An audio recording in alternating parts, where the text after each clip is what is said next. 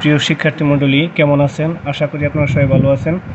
দেশ বিদেশ থেকে আমাদের যারা ইউটিউব চ্যানেল দেখছেন তাদেরকে জানাই আমাদের ইউটিউব চ্যানেল অ্যাকাউন্টিং টিপস বক্সের পক্ষ থেকে অসংখ্য ধন্যবাদ এবং শুভেচ্ছা। আজকে আমরা শিখব যে কারবারি বাট্টা কী এবং কারবারি বাট্টা কাকে বলে এবং কারবারি বাট্টা কত প্রকার ও কী কী।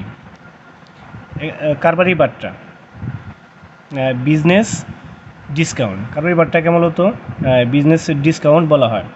কারবারি বাট্টা শেখার আগে আমাদের শিখতে হবে বাট্টা কী, বাট্টা বা ডিসকাউন্ট।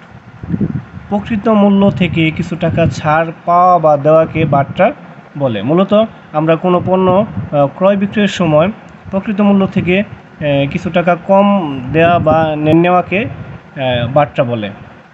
এখন শিখব কারবারি বাট্টা বা ব্যবসায়িক বাট্টা কী। কারবারি বাট্টা পণ্য দ্রব্য ক্রয় বিক্রয়ের সময় প্রকৃত বা আসল মূল্য থেকে কিছু ছাড় পাওয়া বা দেওয়াকে কারবারি বাট্টা বলে। ডিসেম্বর 1 মোট 10,000 টাকার পণ্য ক্রয় করা হলো এবং বাট্টা পাওয়া গেল 500 টাকা। তার মানে আমরা ডিসেম্বর 1 তারিখে 10,000 টাকার পণ্য ক্রয় করেছিলাম এবং বাট্টা পেয়েছিলাম 500 টাকা।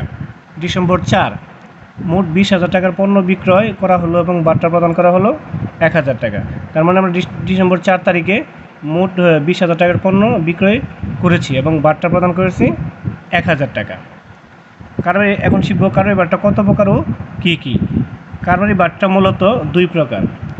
1 নম্বর হলো ক্রয় বাট্টা, 2 নম্বর হলো বিক্রয় বাট্টা। এখন শিখব ক্রয় বাট্টা কী। ক্রয় বাট্টা মূলত ক্রয় করার সময় অন্তর্ভুক্ত করতে হয়। এখন শিখব ক্রয় বাট্টা। ক্রয়কৃত দ্রব্যের প্রকৃত বা মোট মূল্য থেকে কিছু ছাড় পাওয়াকে ক্রয় বাট্টা বলে। মনে করি ক্রয়কৃত পণ্যের মোট মূল্য 10,000 টাকা, বাদ প্রদান করলাম 9,500 টাকা, মৌকুব বা ছাড় পেলাম 500 টাকা। তাহলে এখানে আমার 500 টাকা হলো আমার ক্রয় বাট্টা। এখন শিখব বিক্রয় বাট্টা।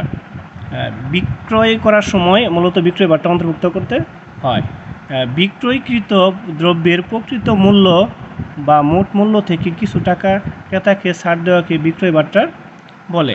মনে করি বিক্রয়কৃত মূল্য 20,000 টাকা, এখানে বাদ গ্রহণ করলাম 19,000 টাকা, মৌকুব বা ছাড় দিলাম 1,000 টাকা।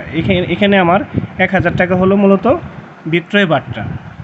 আশা করি আপনারা আজকের এই ক্লাসটি অতি সহজেই বুঝতে পেরেছেন। যদি কোনো সমস্যা থাকে বা প্রশ্ন থাকে কমেন্টস করুন, উত্তর দেওয়ার চেষ্টা করব। সকলেই ভালো থাকবেন, সুস্থ থাকবেন। আল্লাহ হাফিজ।